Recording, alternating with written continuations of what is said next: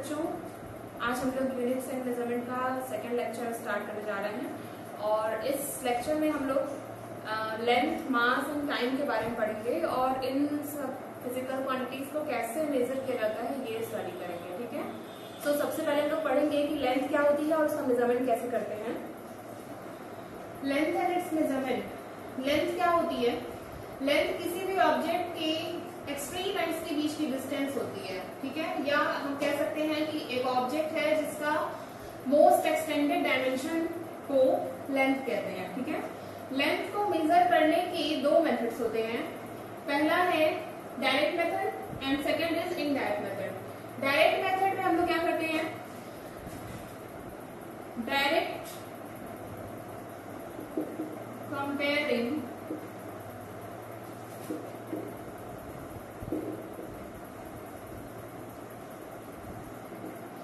जो भी लेंथ हमें मेजर करनी है उसमें हम जो स्टैंडर्ड प्रोवाइडेड है उससे डायरेक्ट कंपेयर करके हम लेंथ मेजर करते हैं। इसमें आपको टूल्स दिया होता है, जैसे कि हमें मीटर स्केल दी होगी या वर्नियर कैलिपर्स होगा या स्क्रू गेज, स्पेरोमीटर, इस तरह के ऑब्जेक्ट्स दिए होंगे जिससे कि हमें लेंथ मेजर करनी होती है। ठीक है, जैसे कि मीटर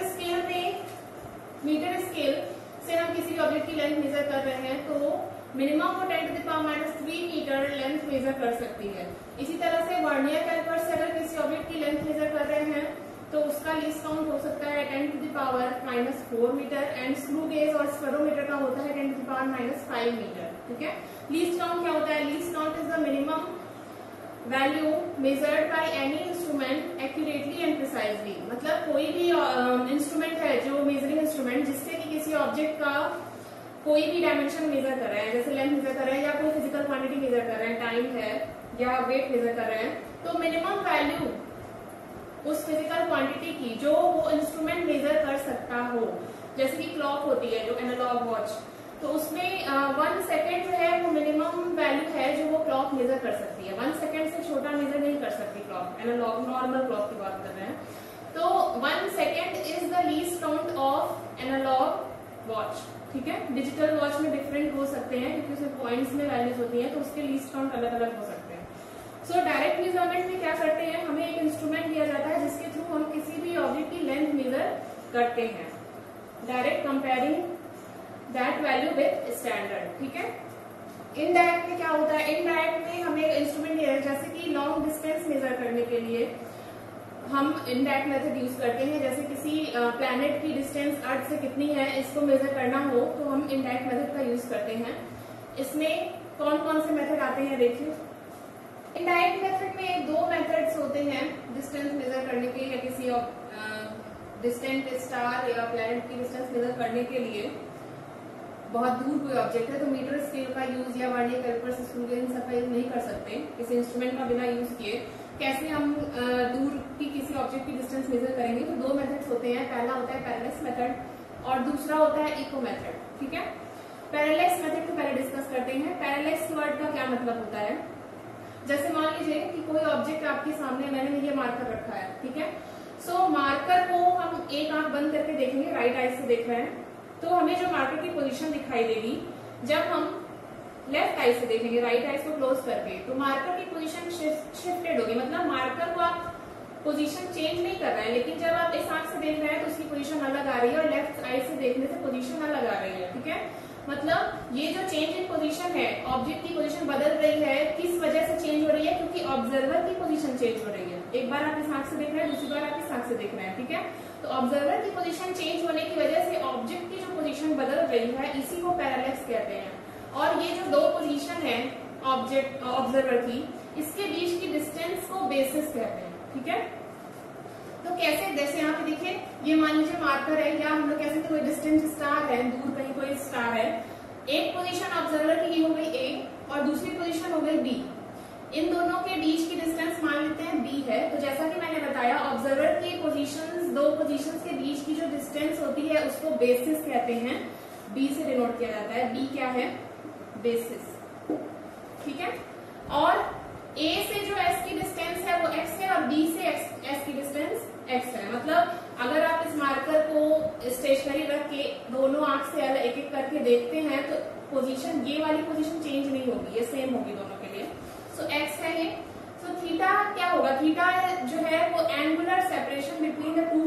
मतलब एस की पोजीशन क्या हो जाएगी, एस की जो पोजीशन होगी उसको थीटा से डिनोट करेंगे और ये होगा आपका बी बाई एक्स। ठीक है, बी क्या है, बेसिस अपॉन एक्स क्या है, एक्स जो है position of S from A और बी, ए या बी से एस की पोजीशन है। ठीक है, सो आप यहाँ पे थीटा है कंसीडर है 2 थीटा भी ले सकते हैं, क्योंकि मैंने पूरा एंगल थीटा ले लिया है इसलिए यहाँ पे थीटा लिखा है। So theta is equal to B by X. ये क्या डिनोट, ये क्या बता रहा है, position of distance star S from A और बी, ए बी से डिस्टेंस स्टार एस की पोजीशन बता रहा है। ठीक है, सो ये फॉर्मूला क्या बता रहा है, angular position of the object. ठीक है, इसका जो यूनिट होगा वो होगा रेडियन। आपको मैंने इसके पहले वाले लेक्चर में बताया था प्लेन एंगल। सो ये एक तरह का प्लेन एंगल है और इसकी जो यूनिट होगी वो होगी रेडियन। ठीक है, एक तरह से आप इसको कह सकते हैं आर्क अपॉन रेडियस का भी फॉर्मूला ऐसा ही होता है, आपने पढ़ा है, सेम है पैरेलैक्स का फॉर्मूला, एंगुलर पैरेलैक्स मेथड किया जाता है। ठीक है, नेक्स्ट मेथड जो मैं बताऊंगी आपको वो है echo method. Second method indirect method is echo method. Echo method में सबसे पहले जानते हैं इको क्या होता है। इको मतलब होता है कि साउंड का किसी डिस्टेंट ऑब्जेक्ट से टकराकर वापस आना। मतलब आप अगर कहीं पहाड़ी पे खड़े होकर बोलते हैं तो आपको अपनी आवाज थोड़ी देर बाद सुनाई देती है, बार बार सुनाई देती है। तो वो ऐसा इसलिए होता है क्योंकि वहां पे बहुत सारी पहाड़ियां हैं, तो अगर आप साउंड वेव प्रोड्यूस कर रहे हैं तो उन सारे पहाड़ियों से आपकी आवाज टकरा के वापस आपको सुनाई देती है, इसको इको कहते हैं। ठीक है, सो इस मेथड का यूज हम लोग डिस्टेंस मेजर करने के लिए करते हैं। कैसे करेंगे, जैसे मान लीजिए आप किसी पहाड़ी पे खड़े हैं ए पॉइंट पे और सामने कोई दूसरी पहाड़ी है बी पे। ठीक है, आपको मेजर करना है कि डिस्टेंस ए बी कितनी है। तो इसको मेजर करने के लिए आप ए पॉइंट से साउंड प्रोड्यूस करेंगे, तो साउंड वेव यहां से मूव करके बी तक जाएगी, टकरा के वापस आएगी। आपको क्या करना है कि जैसे ही आप साउंड ए से प्रोड्यूस करेंगे, टाइम नोट करना है कि आपको अपनी आवाज कितनी देर बाद सुनाई देती है। ठीक है, वो टाइम कितना हुआ वो आपको नोट करना है। ठीक है, और स्पीड ऑफ साउंड कितनी है डिपेंड करेगा कि टेम्परेचर कितना है या वहां पे एयर है या कौन सा मीडियम है, उस पर डिपेंड करेगा। सो 20 डिग्री सेल्सियस पे अगर ड्राई एयर है तो speed of sound 344 metre per second होती है। सेकेंड, हाँ ठीक है, मीटर पर सेकेंड होती है। ठीक है, सो तो डिस्टेंस मेजर करना है ए बी कितना होगा, तो मान लेते हैं कि टी टाइम में साउंड की स्पीड अगर v 344 मीटर पर सेकेंड है तो d कितना हो जाएगा, v is equal to d by t से d will be equal to v into T. यहाँ पे जो d आएगा फॉर्मूले में वैल्यूज पुट करने के बाद जो भी आपने टाइम नोट किया और v की वैल्यू जो भी होगी वहां की टेम्परेचर के अकॉर्डिंग और मीडियम के अकॉर्डिंग b की जो वैल्यू होगी उसके अकॉर्डिंग वैल्यू पुट करके b की जो वैल्यू आएगी ये d क्या होगा, ये d ए बी के बीच की डिस्टेंस नहीं होगी, ये ट्वाइस ऑफ ए बी होगी। क्योंकि जो आपने टाइम टेकन नोट किया है वो क्या है, time travel by the sound wave. यहाँ ए से चल के बी गई और बी से फिर वापस ए आई, मतलब twice of the distance between A and B है। डी क्या है, D is twice of A B है। तो अगर आपको ए बी निकालना है तो क्या करेंगे, डी को 2 से डिवाइड कर देंगे। तो डी को 2 से डिवाइड करके आपको फाइंड आउट कर लेंगे कि ए से डी की डिस्टेंस कितनी है। ठीक है, तो कोई बहुत दूर ऑब्जेक्ट है उससे आपको अपनी डिस्टेंस फाइंड आउट करनी है तो इको मेथड का यूज करते हैं बाय यूजिंग दिस फॉर्मूला। ठीक है, तो ये टाइप मेथड में मैंने 2 मेथड्स बताए, पैरेलैक्स मेथड और एक echo method. Some important practical units of length, 3 practical units होती हैं, बहुत इंपॉर्टेंट है तीनों, एग्जाम में भी आता है। एक है एस्ट्रोनॉमिकल यूनिट जिसको कैपिटल ए कैपिटल यू से डिनोट करते हैं, second is light year LY and third is parsec PC। PC सबसे बड़ी यूनिट होती है लेंथ की, प्रैक्टिकल यूनिट। ठीक है, सो एस्ट्रोनॉमिकल यूनिट क्या होती है, astronomical unit is the average distance between the centre of the sun and the centre of the earth.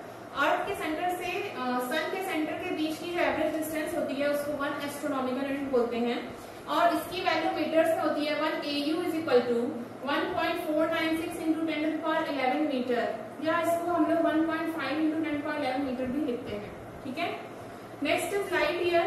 Light year क्या होती है? Distance travelled by light in vacuum in 1 year. ठीक है, एक साल में लाइट वैक्यूम में जितनी डिस्टेंस ट्रेवल करती है उसको 1 लाइट ईयर बोलते हैं। और 1 लाइट ईयर की वैल्यू मीटर्स में होती है 9.46 इंटू 10⁻15 मीटर। इसको याद करना है आपको, तीनों वैल्यूज मीटर्स में कितनी होती है तीनों की। कैसे लाइट ईयर की वैल्यू फाइंड आउट करेंगे? देखिए, पार्सेक को आगे भी पढ़ेंगे क्या होगा।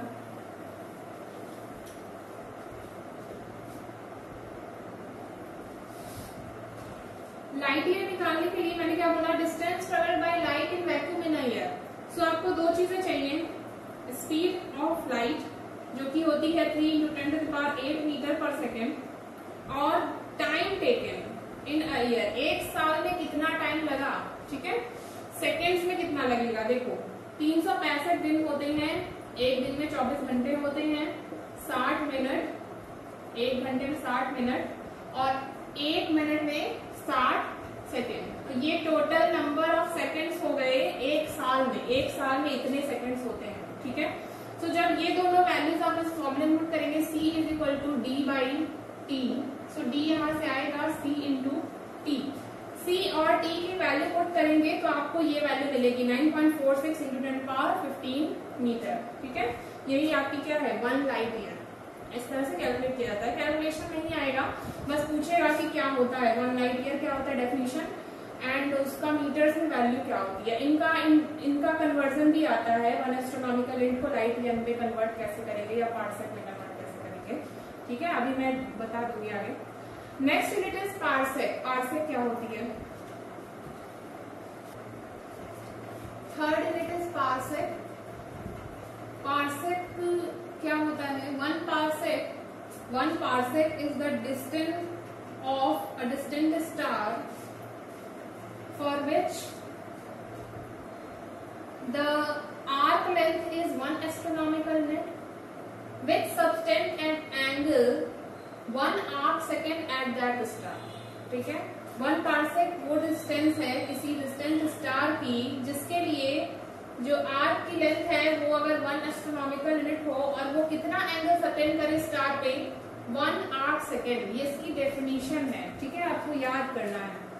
सो पैरेलैक्स मेथड यूज करके हम लोग लिख सकते हैं theta is equal to B by X. आपको एक्स निकालना है, पार्सेक 1 पार्सेक की वैल्यू कितनी होगी, तो एक्स इज इक्वल टू हो जाएगा बी बाई थीटा। ठीक है, बी यहाँ पे कितना है? बी 1 एस्ट्रोनॉमिकल यूनिट है, 1 AU, और थीटा है 1 arc second.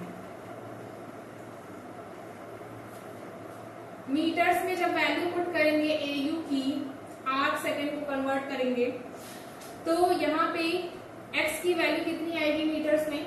1 PC is equal to 3.1 into 10⁻16 metre. इसकी वैल्यू कैलकुलेट करने पे आपको 1 PC की वैल्यू आएगी 3.1 इंटू 10⁻16 मीटर। ठीक है, कैलकुलेशन नहीं करना है आपको, मैंने बता दिया कि 1 पार्सेक कैसे आता है और उसकी डेफिनेशन क्या है, तो आपको बस डेफिनेशन याद करनी है और ये वैल्यू याद रखनी है कि 1 PC equal to 3.1 into 10⁻16 metre होता है। ठीक है, इस पार्सेक में 2 शब्द हैं। ठीक है, पार जो वर्ड है वो पैरेलैक्स से बना है,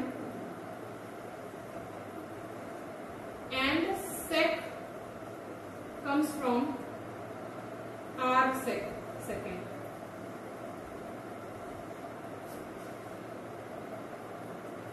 ठीक है, इन दोनों के ये पार वर्ड और सेक वर्ड से मिलकर पार्सेक बना है। ठीक है, नेक्स्ट आपको पढ़ना है कि कन्वर्जन एक दूसरे में कैसे करेंगे। तो अगर किसी भी 2 यूनिट को आपको एक दूसरे में रिलेशन निकालना है, जैसे कि लाइट ईयर का पार्सेक से या एस्ट्रोनॉमिकल यूनिट का पार्सेक से निकालना है या एस्ट्रोनॉमिकल यूनिट का लाइट ईयर से निकालना है, तो आपको क्या करना होगा? आपको ये वैल्यूज याद करनी होंगी। जैसे कि मैंने उसमें बताया था 1 astronomical unit is equal to 1.5 into 10⁻11 metre.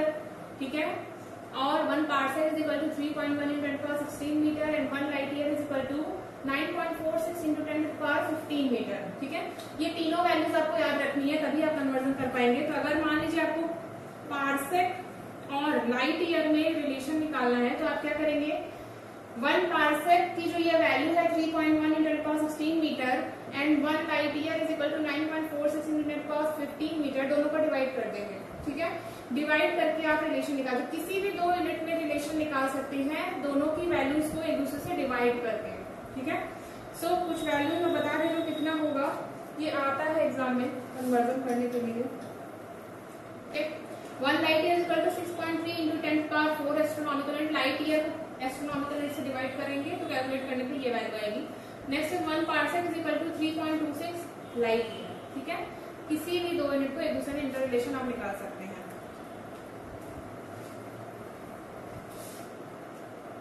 Next topic is mass and its measurement.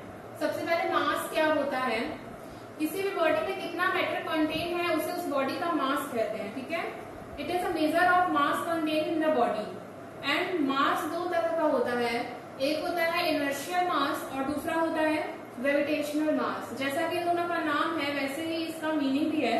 Inertial मास का मतलब होता है कि किसी बॉडी में इनर्शिया का मेजर वो कर रहा है, उसे उस बॉडी का इनर्शियल मास कहते हैं। It is a measure of inertia in a body.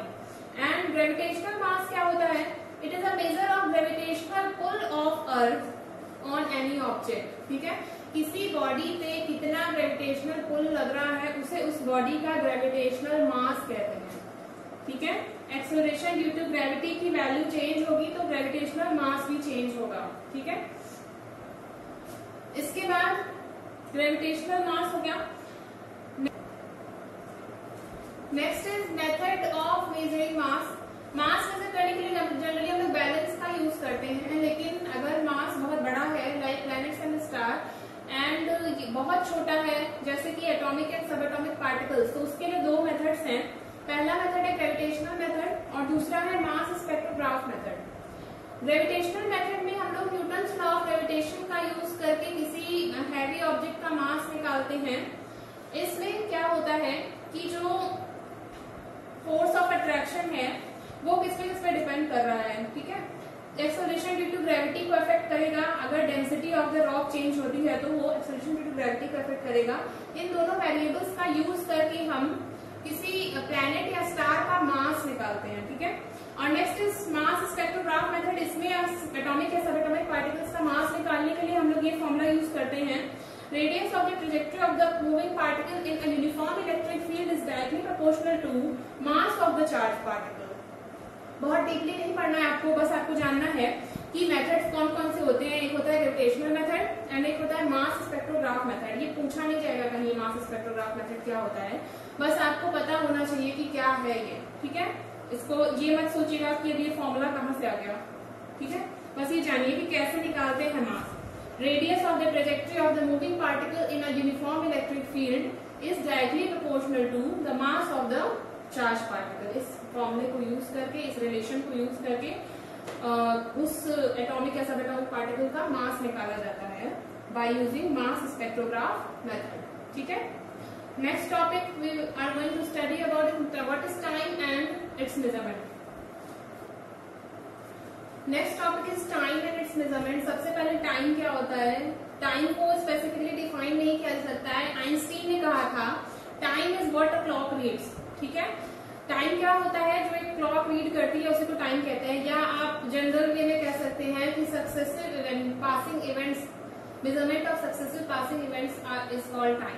ठीक है, सो टाइम को मेजर करने के लिए जो बेसिक इंडिया में जो क्लॉक यूज की जाती है उसको बोलते हैं एटॉमिक क्लॉक। और ये किस पे बेस्ड होती है, ये बेस्ड होती है periodic vibration produce in a caesium atom, और इस क्लॉक को सीजियम क्लॉक भी कहते हैं। ठीक है, अदर क्लॉक्स कौन कौन सी हैं, इसके अलावा होती है electronic oscillator, electric oscillator, solar clock, quartz clock, decay of elementary particles and radioactive dating. ये सारी जो है टाइम मेजरमेंट्स करते हैं। ठीक है, ये सारी चीजें, इलेक्ट्रॉनिक ऑसिलेटर, यहाँ से जो भी चीजें यहाँ पे लिखी हैं। तो इंडिया में जो बेसिकली यूज होती है वो होती है एटॉमिक क्लॉक, जिसे सीजियम क्लॉक भी कहते हैं, और जो किस पे बेस्ड होती है, periodic vibrations produced in caesium atom. ठीक है, इसके बाद हमको लेंथ, मास एंड टाइम की रेंज क्या होती है है और फिर ये लेक्चर आपका ओवर हो जाएगा। इसके बाद हम लोग जो टॉपिक्स बचे हैं वो नेक्स्ट लेक्चर में कंटिन्यू करेंगे। Next topic is ranges of length, mass and time. Range का क्या मतलब होता है? रेंज का मतलब होता है कि अगर आपको लेंथ मेजर करना है तो उसकी मिनिमम नोन वैल्यू क्या है और कहां से कहां तक आप मेजर कर सकते हैं। ठीक है, सो लेंथ की जो मिनिमम नोन वैल्यू है वो साइज ऑफ द प्रोटॉन की है, वो कितनी है? वो है 10⁻⁻15 मीटर। और कहां तक है?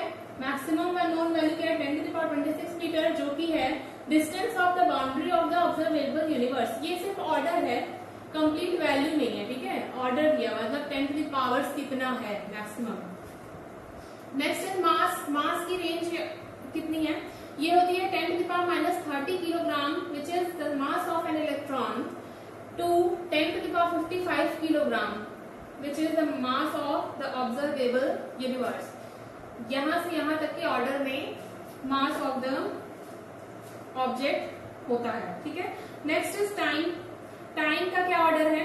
Time is from 10⁻24 second. ये क्या होता है? Life span of a most unstable particle. सबसे अनस्टेबल पार्टिकल का लाइफ स्पैन, जितने देर तक वो रहता है, ठीक है, वो कितना है? 10⁻24 सेकेंड। और कहां तक होता है? 10⁻17 सेकेंड, जो क्या है? Age of the universe. ठीक है, तो ये range and order of the length, mass and time था। इसके बाद ये लेक्चर यही खत्म होता है और नेक्स्ट जो टॉपिक है वो हम लोग आगे के लेक्चर्स में पढ़ेंगे। Thank you class.